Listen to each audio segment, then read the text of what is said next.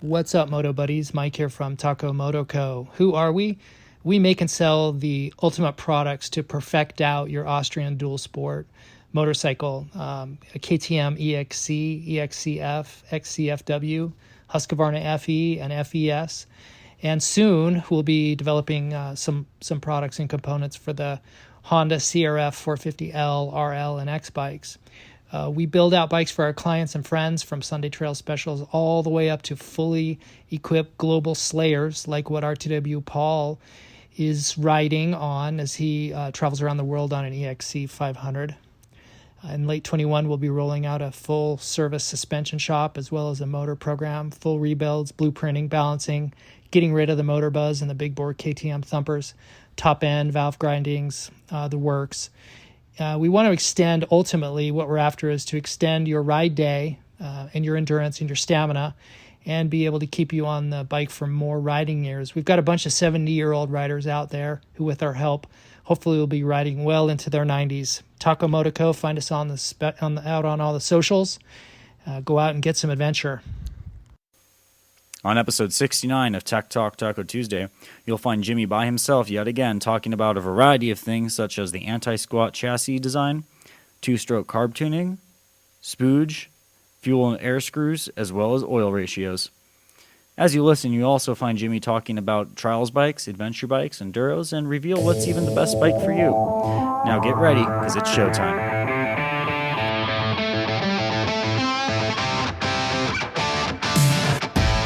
And we are live at Tech Talk Taco Tuesday.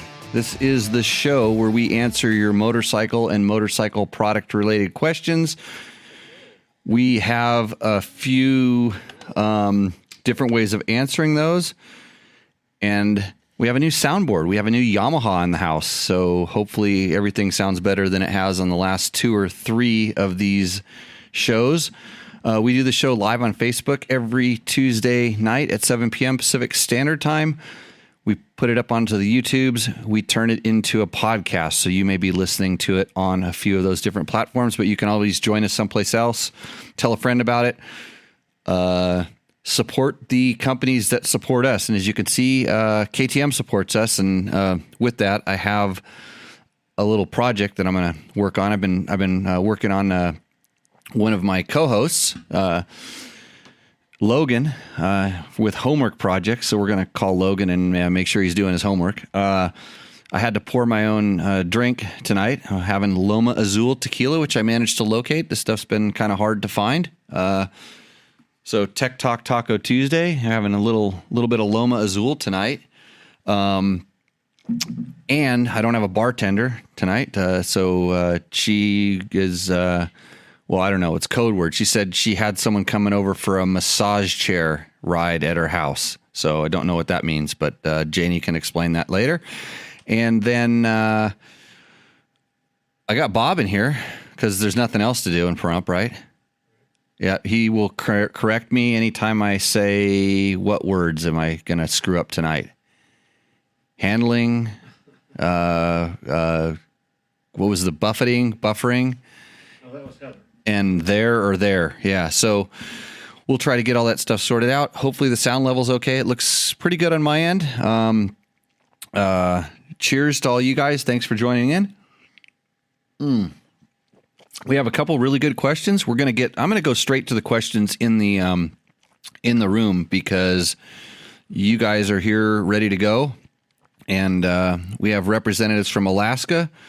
I saw David Potts, and isn't David an Idaho guy? I know, and George is now Montana. That's why he's not around anymore. Craig Alberts is Washington. That's good. And then we have Baja Diaries, which is not Baja, but like he's almost close to Baja. Like he's close enough to LA where he gets confused whether he's in Baja or not. So yeah, Mark's checking in, and so we've got. I got a lot of text messages, mostly from Victor. And if you know Victor, I don't see Victor in here, which means he's probably been banned from Facebook again, which is like a bi-weekly occurrence with him. And he sent me a whole bunch of, if you saw the post we did on the Facebooks today about the, I had a viewer, kind of come in with these technical drawings where he actually drawed out the swing arm angle and the chain torque and wrote formulas for it. And it was peer reviewed. This information was peer reviewed by other people that know more about physics than I do, and they said that it was for a motorcycle podcast / people participant. It was fairly accurate, if not extremely accurate, and the numbers all worked out. So I would like to thank a viewer named Lad. And I have a question from him. I'm gonna read his email that he sent because it's actually pretty interesting. Because we sort of got into it last week in reference to the Fortnine review. Fortnine, I don't know what's this thing. He does those Fortnine, I think is what it's called. They call it F9. And he did a Tenere review, and he was obviously told that the swing arm position and countershaft position increased the help the stability, help the traction with anti-squat. And I was never told that. And I actually called the Yamaha guys in the testing department, and they said, we didn't know about that. And the marketing guys said, we didn't know about that. And sometimes that happens. Sometimes maybe different regions, he's up in Canada. So maybe in Canada, somebody told him that this bike is designed for anti-squat. But from what I know about motorcycles, it didn't make sense to me. And then in riding it, I didn't feel that because I felt that before in different chassis designs. And we're going to talk a little bit about BMWs because I know that they were very particular about this and a lot of different things, especially with the shaft drive, because you get shack shafting. What do they call that, Bob? When your drive shaft binds up and lifts the back of the bike up, jack shafting. Yeah, something like that. It's not that kind of show, but anyways, and then they actually, on some other bikes, they did some pretty interesting things. So we'll get into that question, but thanks to Lad for kind of going through this. Cause I brought up the ATK chain torque eliminator, which was on ATK motorcycles and also was something you could buy and bolt onto your other motorcycle as well. And it definitely did some things. And just like anything, it changes the way the bike is designed to work. And so you have to modify the way your suspension works and do all kinds of stuff. So we got in a pretty lengthy discussion about that.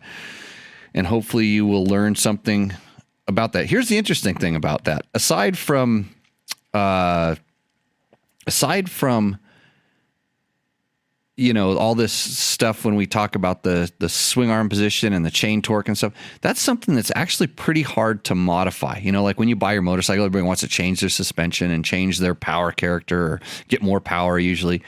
Like you're kind of stuck with where, for regular people, where your swing arm is and where it is in relation to the swing arm pivot. And you've heard me talk a lot about factory bikes, and everybody goes, if I had a factory bike, if I had work suspension, and I always say it comes with a price. It just because it is a works bike or a factory bike doesn't mean it's necessarily better than the stock one, or better than the production one, or better than the one that maybe you could make for yourself. But on factory bikes and works bikes, they do things where they use eccentric bearings in places that you wouldn't even imagine because they can't change the frame and they can't change the swing arm. So sometimes they have bearings that are offsetting the position of those parts. They're moving the motor forward, backward. They're lifting the motor up and down to move the countershaft into an ideal position for whatever they're trying to achieve. So, and then, you can change it with linkages. You can change where your swing arm is sitting a lot of times based on stuff, with different dog bones and or linkage knuckles. You can, and then every time you lower your suspension, like if you shorten your suspension, which is a common thing for people to do on a lot of bikes, it changes the angle of the swing arm, and that changes the way everything works. And like, I typically don't like the feeling of bikes that have been lowered because they get long and they get very stable, which means they're also a little bit reluctant to turn. So there you have it. And we also got in a discussion about some of the bicycle designs, the bicycle suspension designs that actually use a 4-point system that allow the wheelbase to get longer as the bike compresses down in the suspension stroke. And just knowing some things about like the motorcycle, generally the swing arm's angled a little bit down. So as you squat it down and maybe get it to sag position, that's, usually where the wheelbase gets to be about its longest, maybe a little bit deeper in the stroke. And then as the swing arm pivots up higher, the wheelbase actually compresses a little bit. And it all depends on what the front forks are doing at the time and, which wheel you're riding on and all kinds of crazy stuff. But we'll get at that. Hey, JB Black, how do you like the hat I'm wearing? He's checking in from down under. We got viewers from Australia where it's probably tomorrow. Is it tomorrow there already? How's tomorrow? I hope tomorrow's better than today. So, and George asks, Jimmy, has anyone ever put the front sprocket on the swing arm pivot and run a separate chain and sprocket from the engine to power that? Well, I haven't seen that design, but BMW did actually, and this is where we're going to get into it, on their 450 off-road bike, they put the swing arm pivot through the center of the countershaft sprocket. So that was a whole different way of kind of accomplishing that same thing. And the chain would run at a constant tension. In other words, you ran your chain pretty tight, and then the countershaft sprocket was the pivot. So in some design ideas, that is the ideal way of doing things. But that bike had some different characteristics as well. So, yeah. Mitch is going back to cooking. I'm sure, Mitch, sure glad that cooking is better than Tech Talk Taco Tuesday. Hey, since this is, it could get boring. Hey, I want everybody on the and then David threw out the Boysen link on Bob Hanna's bike, which I remember Bob Hanna saying was a Suzuki RM. It was like the full floater of full floaters, and that was that same thing. It was the four bar link.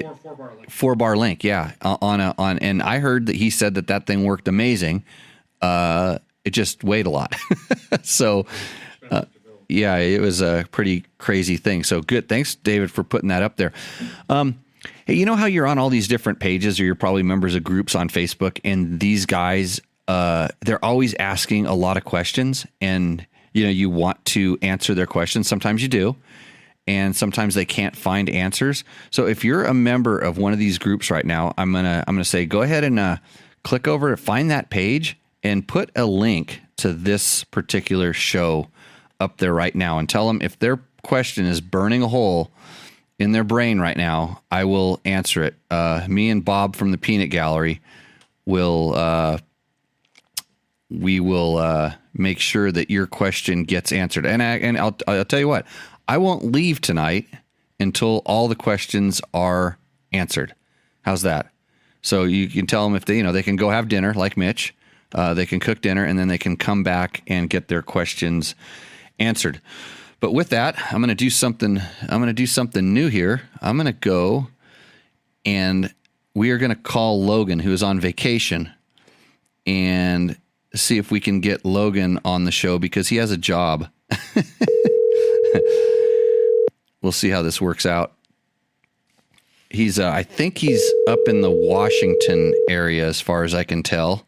And I warned him I was going to do this, and he's probably hiding from his phone. He's not going to do it. I'll call him like 3 or 4 times tonight during the show.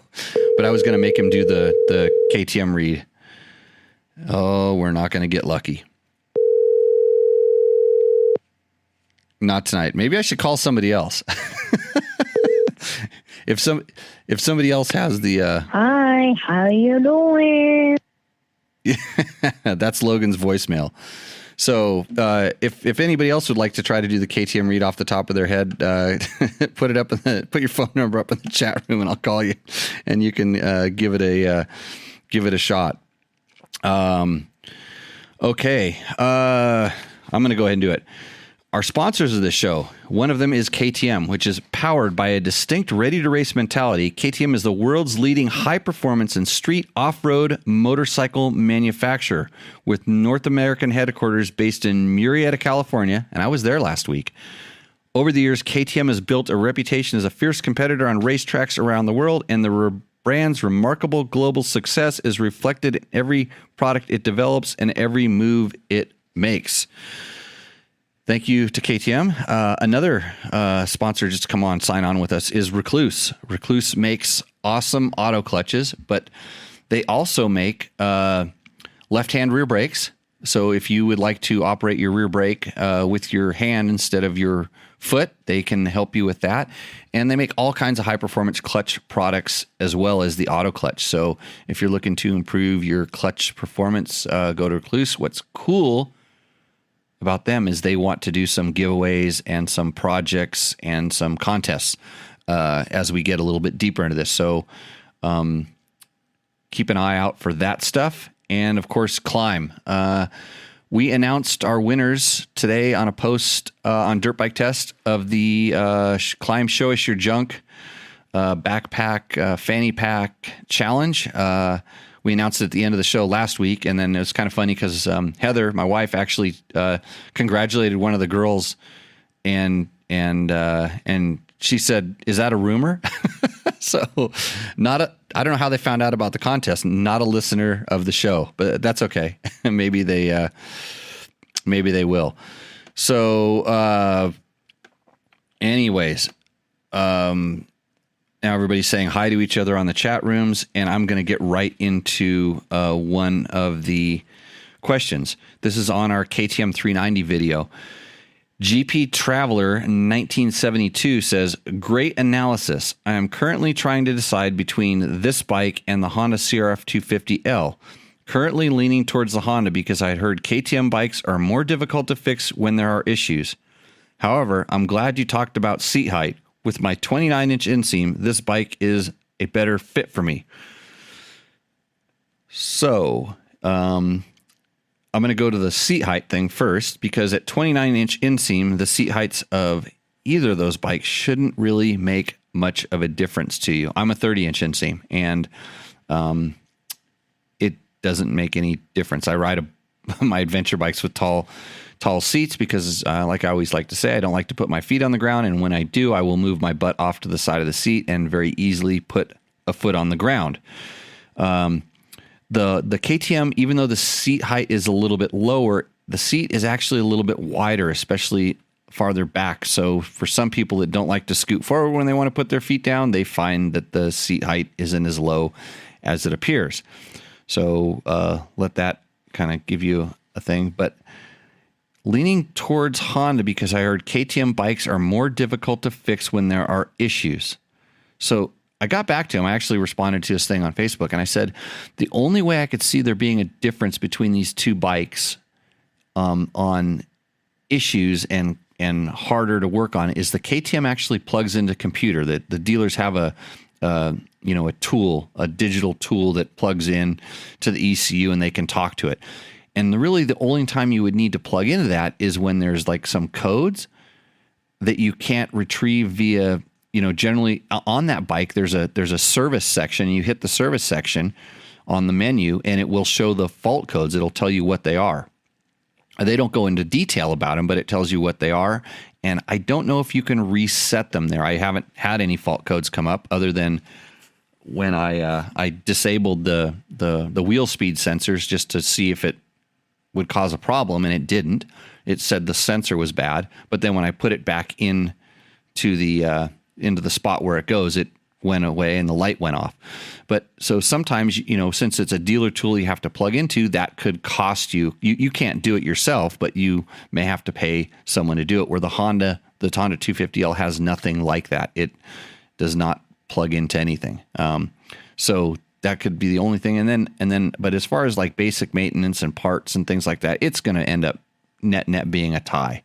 You're not going to find one brand of those two brands that's going to, I believe, cause you any extra grief. And then I think some people might even jump in and say, hey, well, that KTM, the 390 specifically, is made in India, so it's not up to the same standards as the stuff that's coming out of Austria.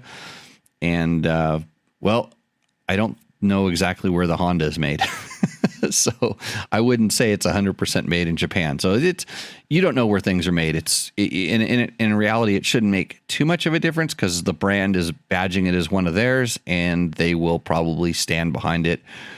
And hopefully it's the same durability as all their other stuff. And so far with our KTM 390, the only thing we've had an issue with is fork seals. And that happens. We've had the fork seals start to weep a little bit, and that happens on all different kinds of bikes for various reasons. So that answers that question. GP Traveler in 1972. Ron Donato asks, I am looking to get into dual sport and I weigh 250 pounds. Is a 250 too small, and should I be looking for a 650? Well, you didn't tell me your height and your inseam. So if you're 250 pounds and you're 4'10", you're more concerned with the bike size in like the seat height and things like that than you are about like the displacement.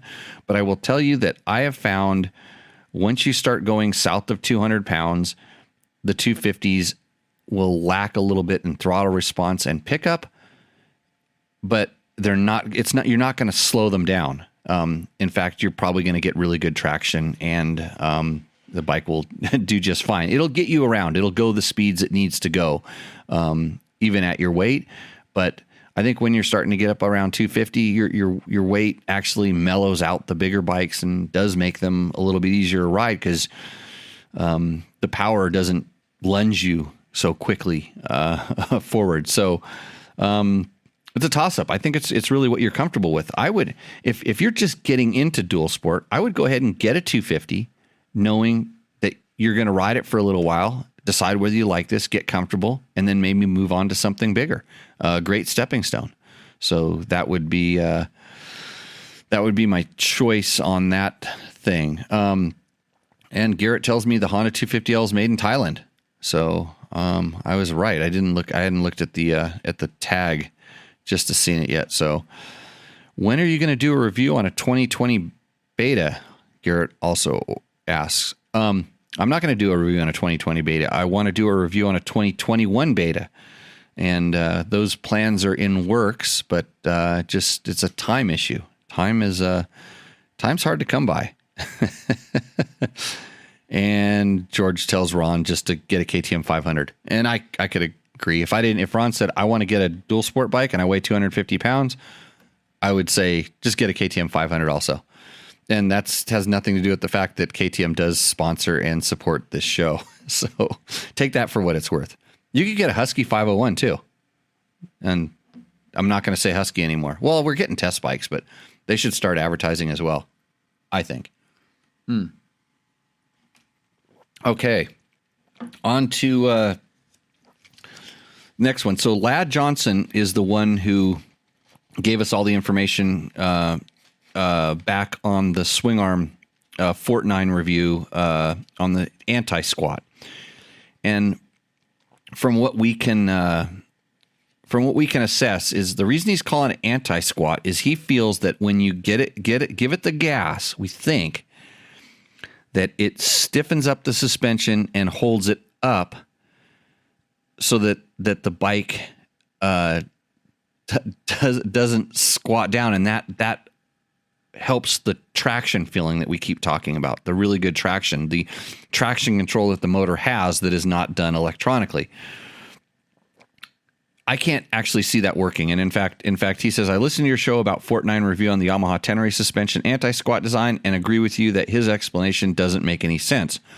I also read that the AMP patent, which is ATK, or I don't know if it was AMP, AMP was what Horst was calling it when he got the patent, but it's Horst Leitner, who was the owner and inventor of ATK motorcycles. I read that the AMP patent, and I don't think it claims about totally eliminating suspension squat is necessarily true also. The reason is to totally eliminate chain forces affecting suspension forces and is to have a chain line of action go through the center line of the swing arm pivot bolt. This way, the torque applied to the swing arm is zero because the movement arm, the distance between the chain line of action and the swing arm pivot, would be zero. So that's what the ATK design is trying to do. So he continues. In reality, you can't always have the chain line of action go through the swing arm pivot bolt. Well, it's impossible. Let's assume we can do this. BMW does this to a certain extent with the drive shaft. That's kind of what they're doing with the drive shaft, but it where it originates is a little bit different. Because as the swing arm pivots up and down, that distance between the chain line of action to the swing arm pivot bolt also changes. This is because the countershaft sprocket and swing arm pivot bolt are not concentric. It is this variable distance and the chain tension fluctuations caused by motor torque that has effect on suspension forces. Even if you aligned the top of the countershaft sprocket to be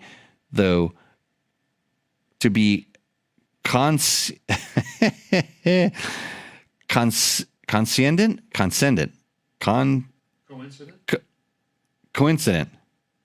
Is that how you spell that? How's it spelled? I'm an editor. COINCIDENT. Coincident. Even if you align the top of the countershaft, so through my spelling and my naivety on reading, that gives you time to process the information that he just dumped on you in the first half of this paragraph, because we're going to keep going. Oh, yeah, I got it, Bob. Let's see. Even if the top of the countershaft sprocket to be coincident to the tangent line of the swing arm pivot bolt, this would only work at one particular angle position of the swing arm and only during acceleration. Deceleration would cause a jacking motion because the bottom portion of the countershaft would probably be further away from the swing arm pivot bolt. So what he's saying because I had time to read this over and think about it, because it's common sense to me just because I know about chassis design, is that if you try to take advantage of a position of the countershaft for acceleration, it could end up being a disadvantage or cause the opposite effect on deceleration. So if you're on off throttle, there's some changes there. And we have the peanut gallery raising their hand again. The bottom line of all this is there's no free lunch. There's no free lunch. There's no physics that explains that. Every reaction has an equal and opposite. So it will work. Quantity has a quality all of its own. I understand.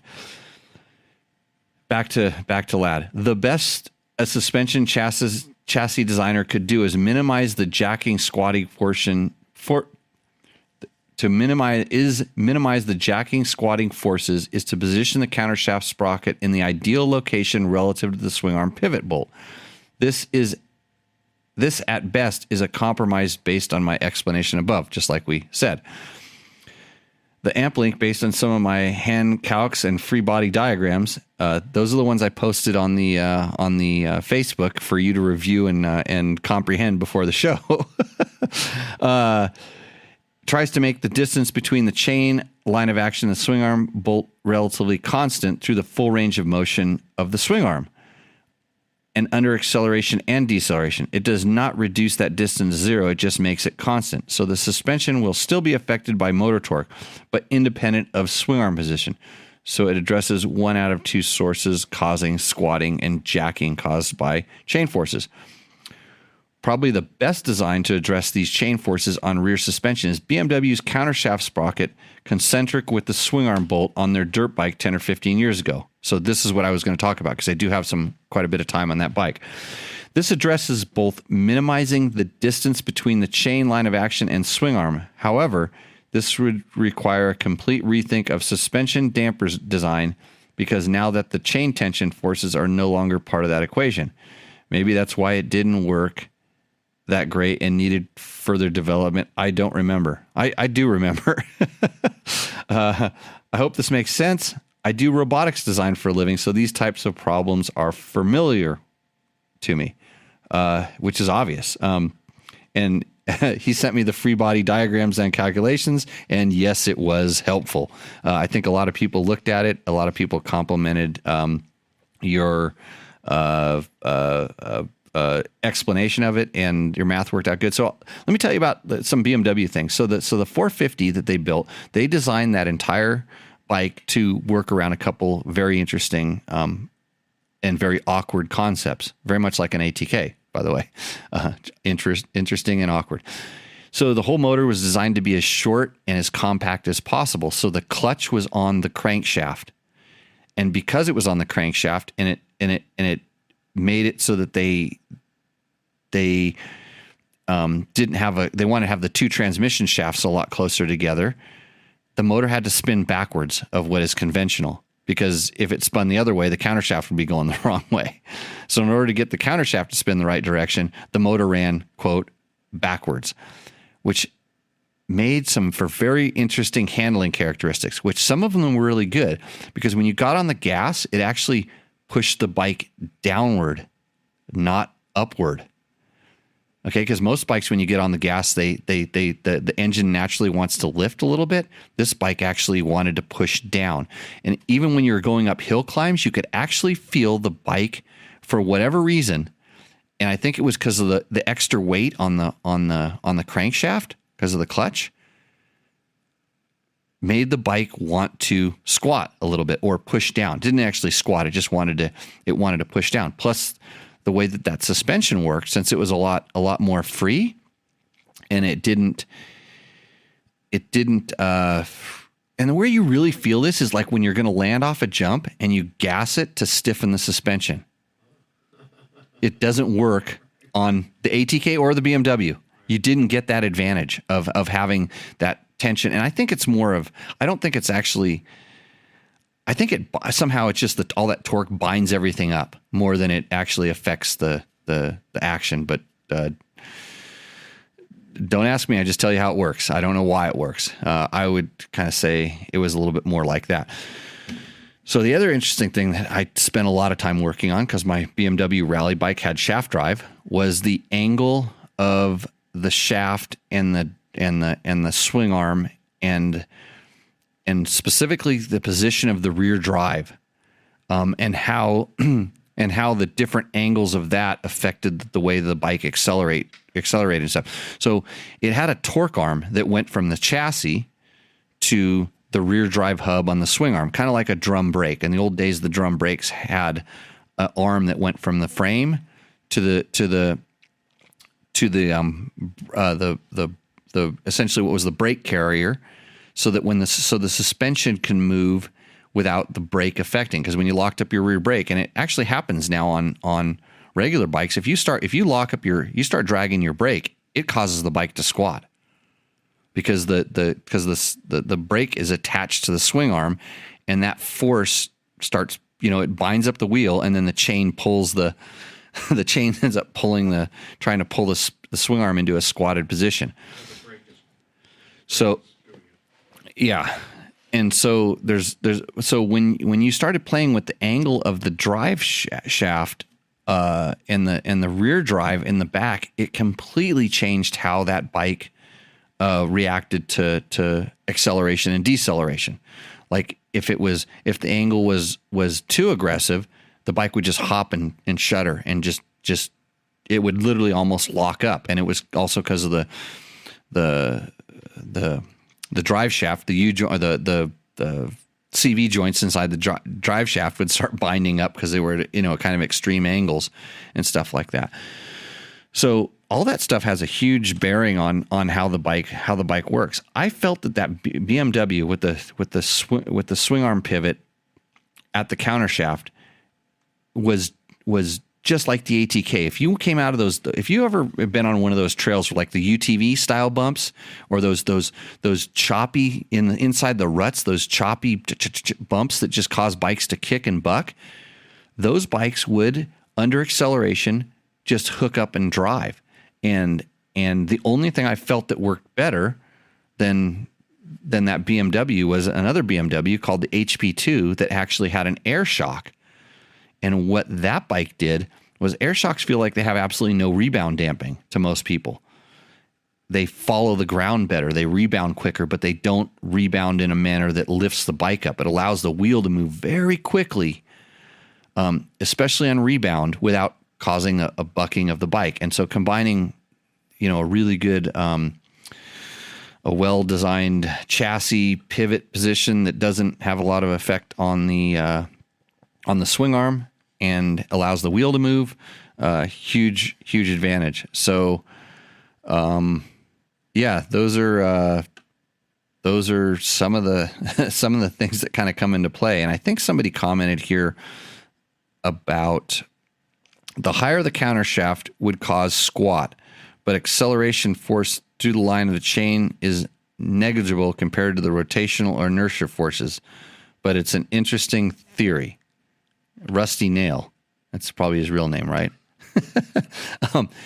And there's some dirt bikes that have the swing arm at an angle, and they run a high chain buffer pad. They actually use the chain buffer pad to lift the chain up a little bit higher, to kind of aid in some of the the handling things. And boy, do they wear out chain buffer pads. There's bikes that just eat through them, and it's kind of sometimes it's to mask a handling trait or to improve a handling trait at the expense of chain guide pads.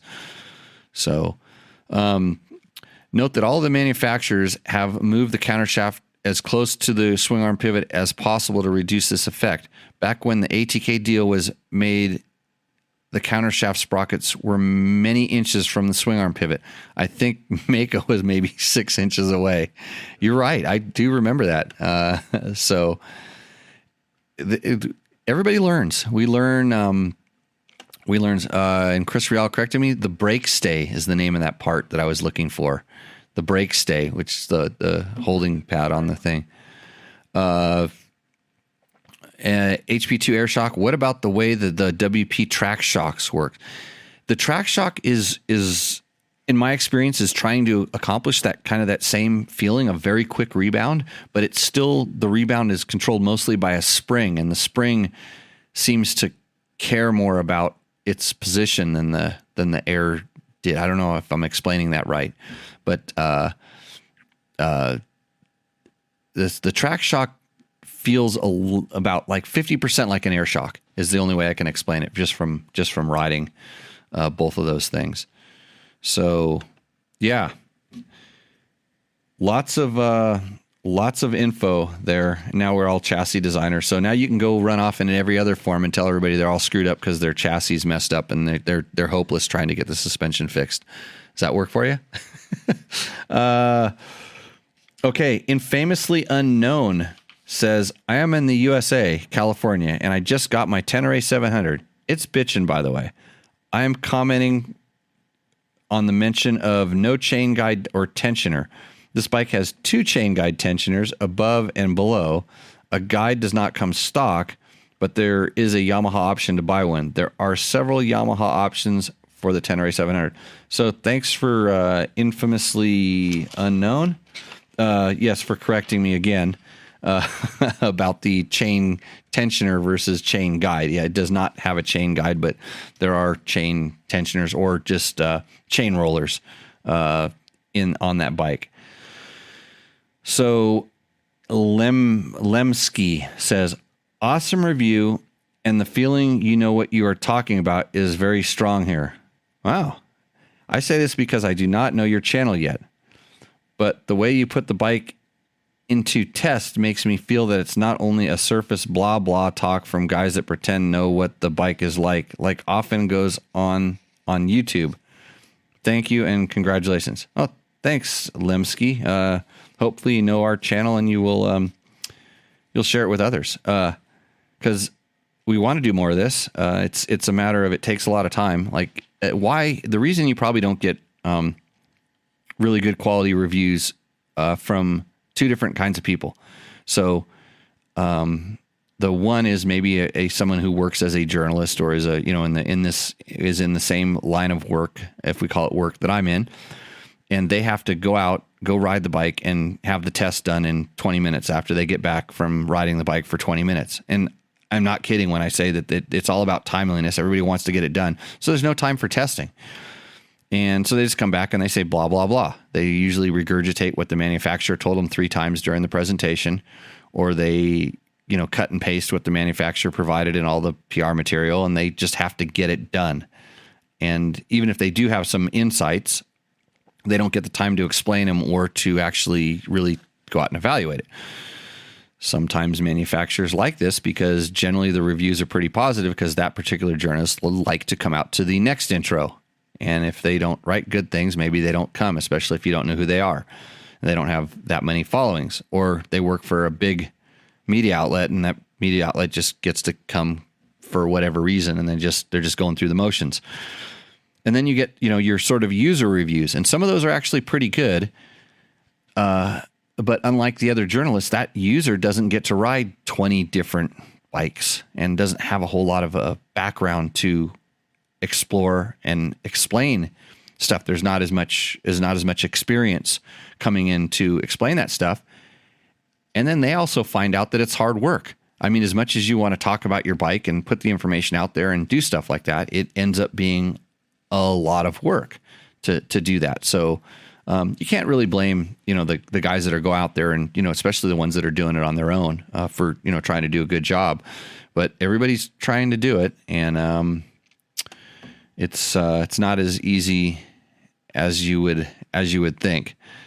Chris Reel says, old factoid: the development on the Suzuki floater was first done on a Husky in Pasadena. One of the development items was a hydraulic shock with an air spring. I was somewhat close to that project. Suzuki became the customer for the bell crank without the shock and the air spring a long time ago. And that design worked. I remember the faux floaters back in the day were really good. Probably the best ever. Because there was that, and then Kawasaki had the Unitrack, which just didn't have the floating part on the lower part of the Against itself, not against the frame. yeah. So that was kind of one of the bigger designs, and didn't that get into some sort of legal, Right. a lot of legal battles? Yeah, And they sued them and won. yeah. So That was that. yeah, that was is that what ended the full floater? Yeah, I didn't know that. I was a youngin' at that time. It also had a higher parts count.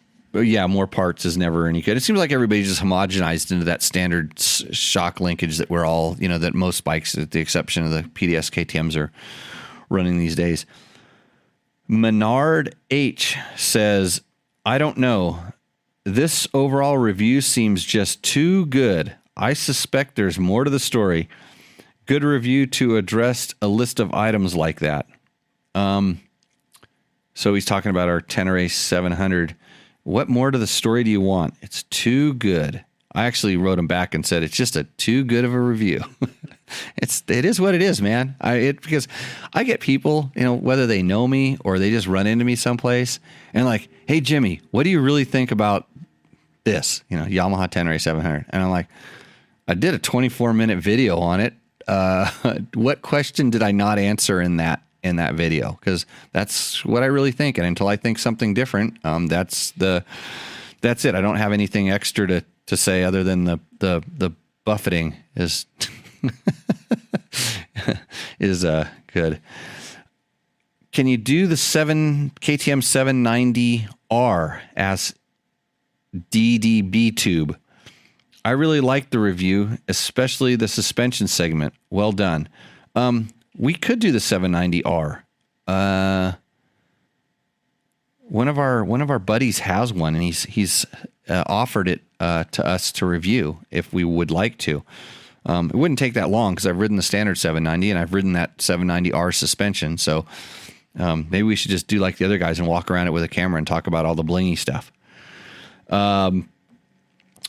Moto Sly says corrosion on the tank, vibration, problems in the steer, and some other problems are coming up after 1 year.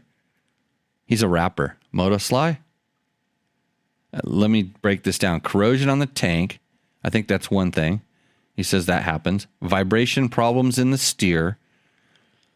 I'm guessing he's not a native English speaker, and I don't know if vibration problems in the steering tend to refer to head shake, but I don't know. And some other problems are coming up after 1 year. So he thinks that there's something that's breaking. I asked him to elaborate, of course, in rhyme, and set it to a beat, break it down, get it to us, and we'll play that. We'll premiere your problems with the Yamaha Tenere live on Tech Talk Taco Tuesday, brought to you by KTM. Chemo John. He just threw this up right before we got onto the show here. He says, in Arizona, you can put a license plate on anything that goes down the road. And he's talking about our KTM 501 test.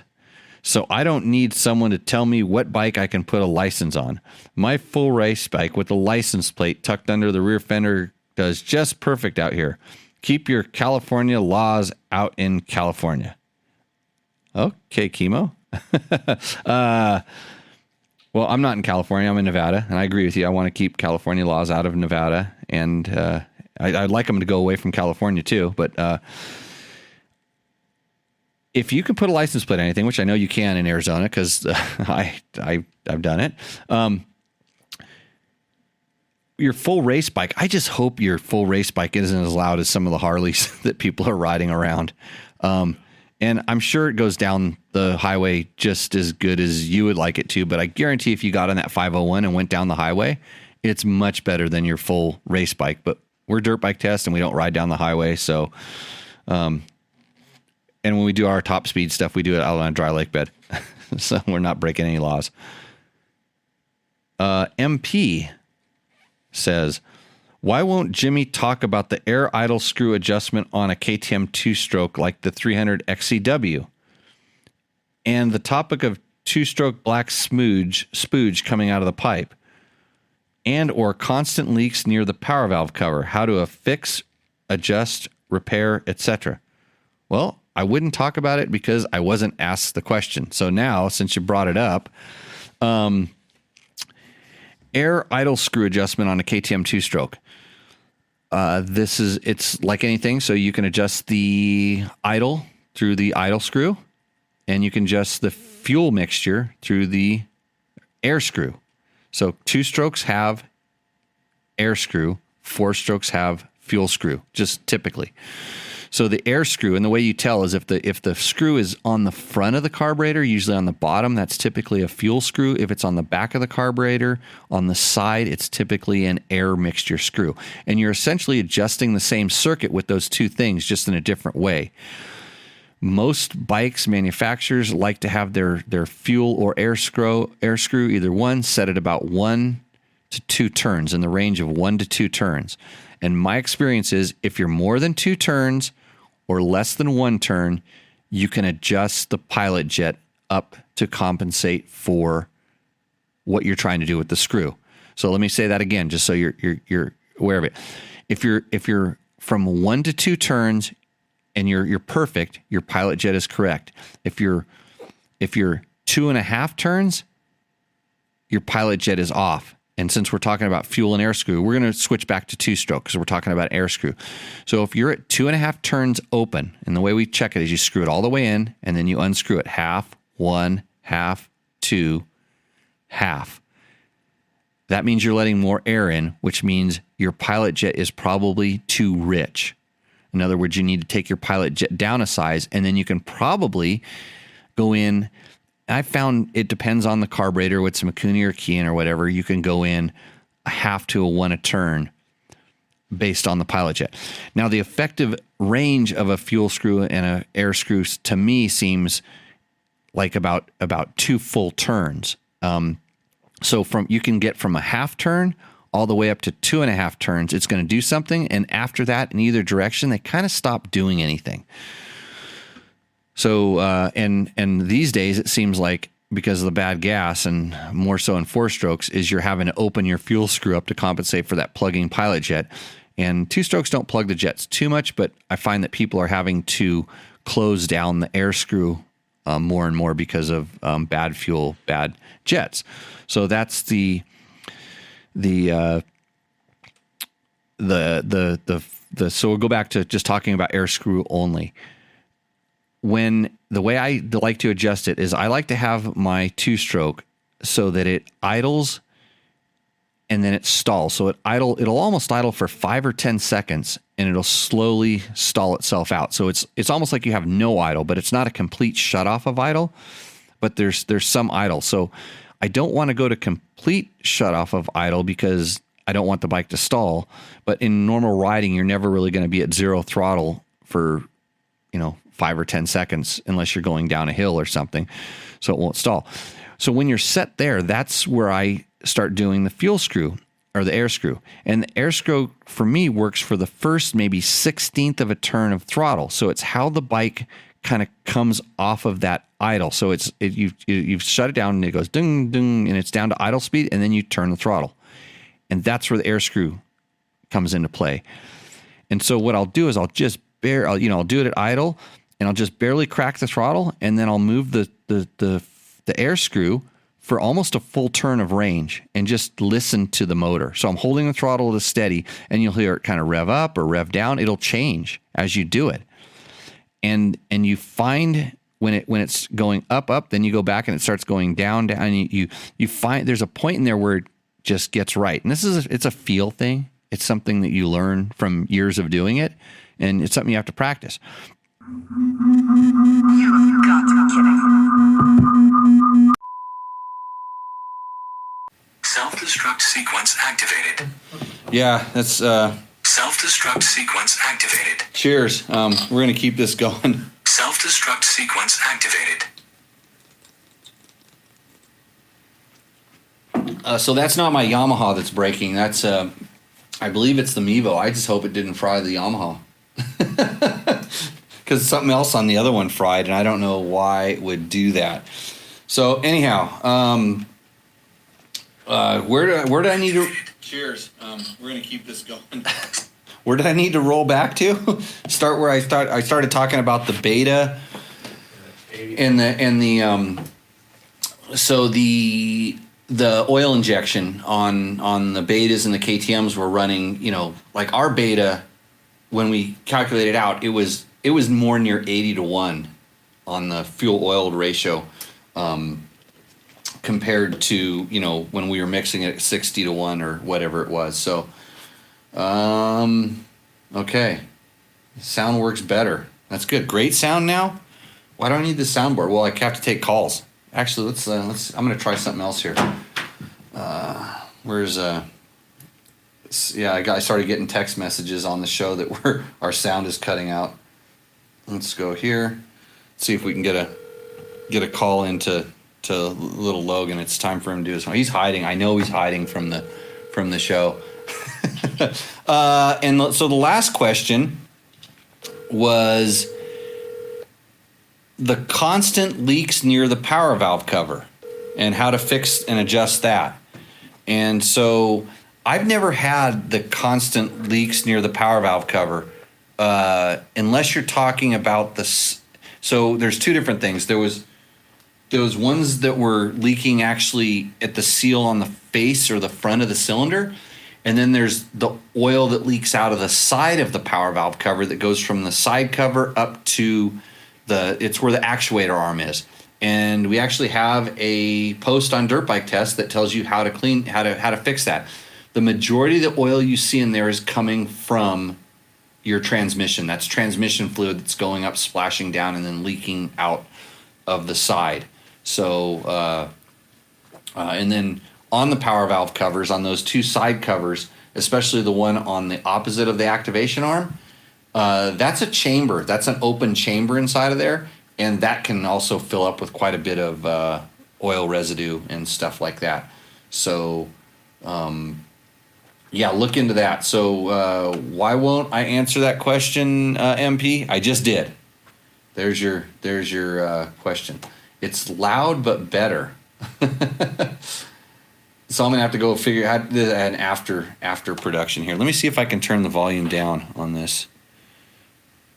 I'm gonna go like this. Oh, come on. There. I dropped it down a little bit. And Rusty Nail says his new Yamaha fouled a plug. No, my new Yamaha fouled a plug. I don't think it's the Yamaha. I think it has something to do with this Mevo thing. I'm going to have to figure out a new system for doing this. Edward Rojas says, Honda's new CRF line, what do you think? We answered that last week. That would be Tech Talk Taco Tuesday number 68. It's up on YouTube. It's kind of a no-frills edition because I didn't have time to add some sound and stuff to it, some music to it. So you're going to have to just suffer with that. Kenny Canoer says, great review, DBT. I currently have a 2018 KTM 1290 Super Adventure R and have taken out of parts of a few different adventure tour routes. The Smoky Mountain 500, the Kentucky Adventure Tour. I found that the KTM is a little tall and top heavy for me and definitely takes two people to pick up, for me anyways. And I'm looking for something a little lighter with a lower center of gravity for ADV dual sport riding. Can you comment on comparisons of the Tenere 700 to a dual sport like the Husqvarna 350, 501, 701 Enduro? Thank you. Yeah, I can comment on that. Get a KTM 500. Oh wait, that wasn't one of the options.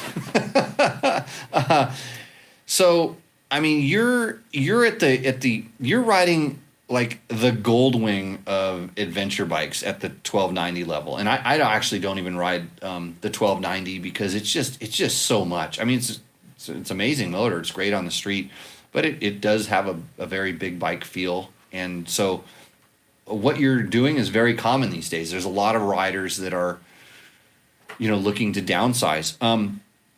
It kind of depends on what you're really wanting to do. So for me, and you can listen to almost any Tech Talk Taco Tuesday, and I probably badmouth the Husky 701 and the KTM 690. It's just this bike that fits in the middle, and it doesn't fit anywhere. It doesn't do anything that good, and it's really so not good at not doing anything that I don't like it. It doesn't have a place other than it has a brilliant single cylinder motor in it. Other than that, I'm lost on that bike. So if you're looking for an adventure bike, the Tenere is the answer there in that question. That would be your adventure bike. If you're looking for a dual sport bike, something you're going to do more single track trail, not really log a lot of on-road miles, then you're looking at the Husky 501 or the 350. And the Tenere, the 701 is this lost thing that tries to do everything, but it doesn't do anything. And then the Tenere 700 is an adventure bike, and the other ones are dual sport bikes, and those are completely different categories. So you kind of have to decide. And if you're deciding between 350 and 501, watch any of the reviews that we have when we start talking about what a 350 is. If you like to rev a bike, oh hey, hold on a second. You there, Logan? Yeah. Yeah, you just hold on to your horses for 1 second. You know what you got to do, right? What? Oh yeah, what? You're live on Tech Talk Taco Tuesday. You know that, yeah? I was guessing. Yeah, you were guessing. Good. So I'm answering a guy's question. I'm telling him that if he wants a 350, he wants a bike that revs, and if he wants a 500, he wants a bike that torques. Yes. Yeah. Who makes Huskies, Logan? Oh. That's cool. Where are they? Where are Huskies made? You should know. Yeah, this is your part of your homework. Okay, so why don't you do your KTM's a good sponsor on the show. What are they? They're based in Marietta, California, like their North America headquarters. Right, and they're powered by A distinct ready-to-race mentality. Yeah, what are they? KTM is what?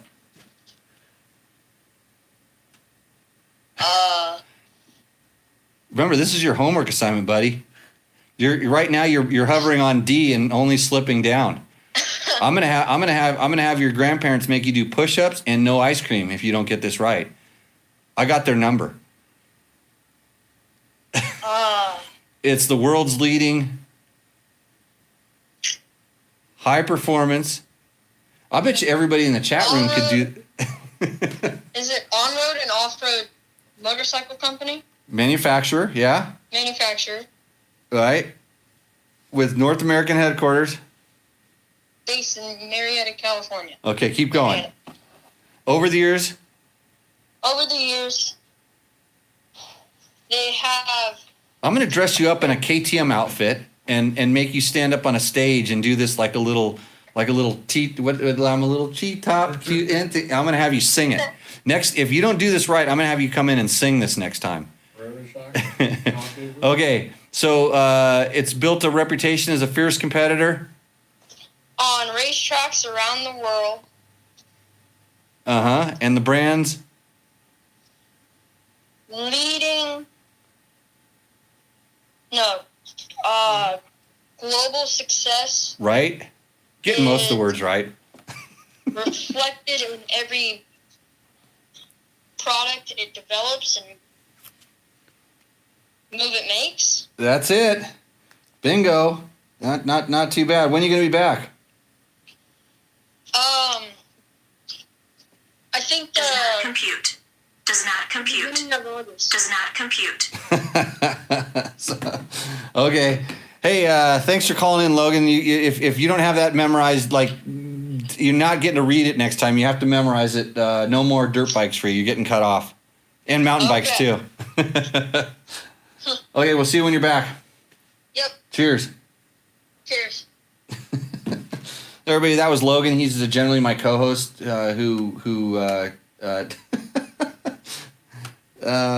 somebody says that kid needs some crib notes. He should have known before he made the call. He called me, remember? Abe says the XR650 is the best bike known to man. And Dwayne Coulter says, what do you think the absolute best all-around Tour of Idaho bike is? I'm on an XR650R, and I'm going to get something lighter, a KTM 300. Oh, boy. Let's see. I think I'm going to say KTM 500. Rusty Nail gave Logan a C+. Are you kidding? No wonder these kids are getting soft. He failed. That wasn't that wasn't the best read. So, okay, I think we've kind of run through most of the questions as far as I can tell. I got a couple more that are popping through. Troy Hicks says, so how does your ability as probably formerly one of the top 1/10 of 1% of riders in the world and now probably still in the top 2% of world riders compare and relate to us weekend warriors? Most of us never understand 1/16 of a throttle. Well, I think your math is off on my 1% wherever percent. I'm slid way down the ladder on that. So, what does 1/16 throttle mean? Just a little bit.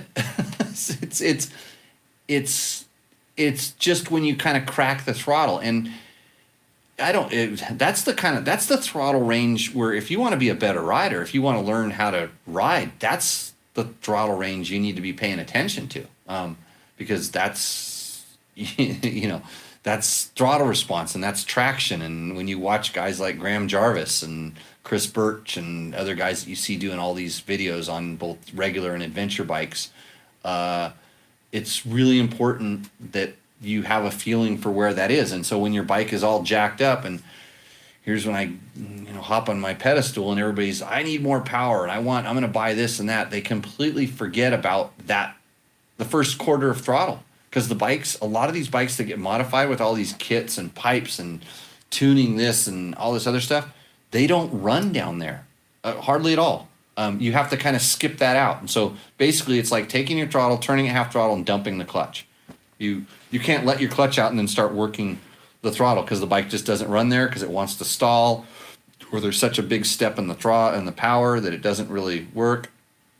And Troy Hicks comes back and says that's 4%. That's good. That's more math than I like to do. So yeah, just off. Hey, and then Doug Derby says trials riding if you want to learn throttle control. And I wanted to bring that up. If you noticed on the flasher behind us, on the boards behind us, there's a couple pictures of trials events. One of the test bikes we have now is a Gas TXT 300. Maybe you saw I've Got You in My Pocket video episode with that bike. So, we take it from everything. We're going all the way from big adventure bikes all the way back down to, super light, tiny trials bikes. And he's absolutely right. And the interesting thing was, so Gas USA, which is now a part of KTM, decided, because the whole trials series, all trials events, most, trials events, especially on the national scene, pretty much got shut down. So Gas hosted an invitational trials event out at their facility in California, and I got invited to, of course, not to ride. I got to ride, but not to compete because, like I said, they wanted good riders there. and they had guys from all brands. They had a lot of Shercos. There was a guy from Beta. There were no Montesas, but there was some Scorpas as well. And they had both a men's and a women's class. And I'm sure someplace you can find a write-up on the event that'll talk about it. But what a phenomenal event. And I kind of asked around with some of the KTM, the KTM executives were there and stuff. I said, so what's the goal? What's really going to happen with gas? And of course, they're sort of getting assimilated into the KTM brand. And it pisses a lot of people off. Although I don't know why, because it'll just give you, now you can have a red KTM. Or something that's very similar. And so the plan is they're going to continue with trials bikes. I suspect the trials bikes will still be made in Spain, at least for the foreseeable future. And those are, some of the best. The trials bikes are all amazing. And I can't really evaluate a trials bike to the level that like a good trials bike rider could. But for us mortals, they're anything you could imagine. And so KTM is going, well, we want this sport, this thing to grow. And in all of my motorcycle journalism, I've heard this 7 to 10 times now. There'll be a spike of something, or somehow, whether it was, an aluminum frame trials bike. And, this is going to change everything. Or maybe we got a World's Trials event over in the U.S. and this is going to change everything. Everybody's going to see how good it is. And trials has just kind of stayed the same. It's the same thing all the time. But they want to get more trials bikes out. And I don't think there's going to be a huge surge in it. But what I feel, and this is where it's real interesting, if you start watching where the best enduro riders are coming from, they're coming from a trials background. And that's starting to bleed down. Because anytime I've gone to like an extreme enduro event, you look at the guys that are riding and then you look at their kids. And they all have these little O-sets. And by the way, O-set still, in my world, makes the best electric motorcycle out there. They make these kid-sized electric trials bikes. And so kids now are familiar with that sort of bike, a bike with no seat. It's funny because the trials guys, you talk to them, and they call the bikes that we ride seat bikes. So the kids have actually had some experience with it. And now since they've been able to watch the videos and see the things that some of these riders are doing, they're trying it. Of course they're trying it. And when they come off that small little electric bike, maybe some of them are going to gravitate towards wanting a trials bike when they get a little bit bigger. It's definitely a great training tool. And so I know most of the top extreme enduro riders, most of the top enduro riders that I know also have a trials bike. And they practice on them and they train with them because it helps the balance and everything so much. And I still, when I get a chance, I still take my trials bike out and goof around with it because it does help. It helps me ride everything better. So, and hopefully with KTM coming in there, now there's going to be a reliable source of parts, consistent source of parts for those bikes. And pretty soon we're going to have a video up about that bike and a test on that bike. So we will get everything kind of up there so you can read about those bikes in the near future. And Rusty Nail says the Tenere 700 is too big for the Tour Vito. So is an XR 650 in my opinion, actually. And I think somebody just he's going to just buy a new KTM 500. Did I sell another new KTM? I hope so. If I did sell a new KTM, please send me an email and tell me that I sold it, so I can tell KTM, and then they can continue to help bring you this podcast, as well as Climb motorcycle gear. Again, like I said, we announced the winners. It was Slow Dirt Girl was the main winner on our thing. She's going to get a new Climb Arsenal vest, which is super awesome. It's funny because I've been wearing the Climb Knack Pack, and I'm thinking about switching back to Arsenal vest because I pulled it out today and to shoot a photo of it, and I was like, I kind of want to wear this because it just fits everything. It doesn't flop around as much. And then the second place was Dirt Slugs. I think it's Utah Dirt Slugs was our second place, and they ended up getting a trail pack. And then a friend of mine, Ross Martin, did a YouTube video where he shows you about a retractable Camelback drink thing, which if you want to learn a couple things, learn what to do and what not to do. I think Victor even made a video. It's probably part of the what not to do clan. And that's where we're at with that thing. So at the moment, I think we've run up on our time limit. If you have any questions, comments, or concerns, any news on the KTM 390 adventure bike mods? I got wheels, by the way. I managed to procure a set of hubs that fit on that bike, and my wheels are WUSA, getting some XL rims spoked up on that. So wheels are coming. I believe I have some double take mirrors coming for it. I have an ECU that is on its way to make it go faster and start at the same time. Because I have the one that makes it go faster, but it doesn't start very well. What else do we got going on with that thing? I'm going to service the suspension, or at least do the fork seals, and maybe get a graphics kit. Anybody have any suggestions for graphics kits? That's what I want to. And Mark wants to know: do I find the vest hot? No, actually, I don't. Not actually any more than a backpack, to be honest with you. It's maybe a little less hot on the back, and I don't notice it being that obtrusive in the front. And it kind of depends on how you load it down and how much stuff you have in it. But the vest is not necessarily that much hotter. Dwayne says, you did probably sell me a new KTM 500C. I'll let you know how the test ride goes. Oh, don't ride it if you don't want to buy it. That's just plain and simple. What hubs fit the 390? Troy, they were off a Husqvarna smart pin or Vilt pin or one of those things. There's one of those that has 17-inch wheels and spoked hubs. And that's what I managed to procure the hubs off of.